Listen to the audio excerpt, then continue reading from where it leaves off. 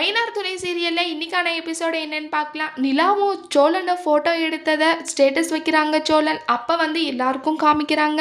அதுவும் இல்லாமல் ரொம்ப நேரமாக அந்த ஃபோட்டோவை ரொம்பவே ரசிச்சுட்டு இருக்காங்க, ரெண்டு பேரும் எடுத்த ஃபோட்டோவை. அதுக்கப்புறம் நிலாவோட செலப்ரேட் பண்ணியிருக்கேன் தலை தீபாவளி வித் ஒய்ஃப்னு சொல்லிட்டு ஸ்டேட்டஸ் வைக்கிறாங்க. அதை வந்து நிலா பார்த்தா என்ன சொல்லுவாங்கன்னு சொல்லிட்டு வீட்டில் இருக்கிறவங்க பல்லவன் பாண்டி எல்லாருமே ரொம்ப பயந்துட்டு இருக்காங்க.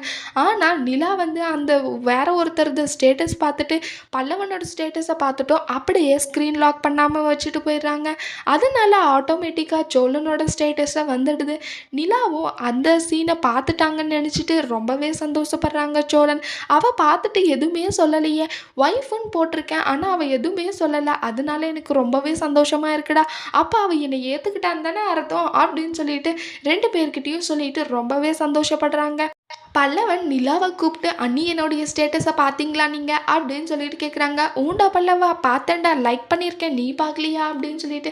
இல்லை நீ நான் பார்க்கல அப்படின்னு சொல்கிறாங்க. சரிடா எனக்கு டயர்டாக இருக்குது, நான் ரெஸ்ட் எடுக்க போகிறேன்னு சொல்கிறாங்க.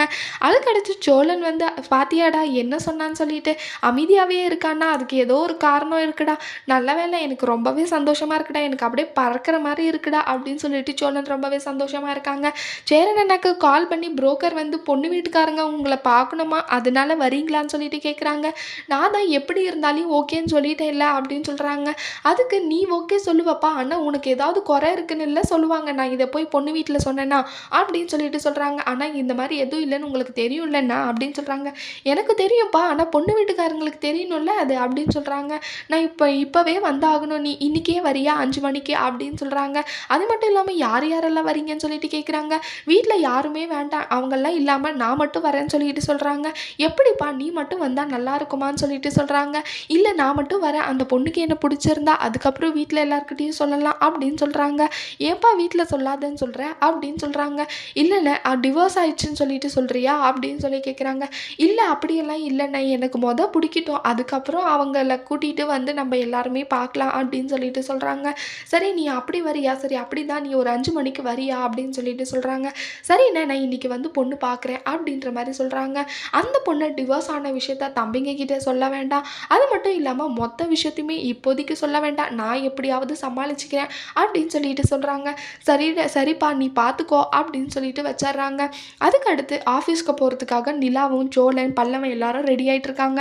சோழன் எப்பயும் நிலாவை போயிட்டு பஸ் ஸ்டாண்டில் ட்ராப் பண்ணுவாங்க. அப்போ போயிட்டுருக்காங்க. பல்லவனை ஒரு பொண்ணு சைட் அடிச்சிட்டு இருக்குன்னு சொல்லிட்டு பேசிகிட்டு இருந்தாங்கல்ல, அந்த பொண்ணும் வந்திருக்கு.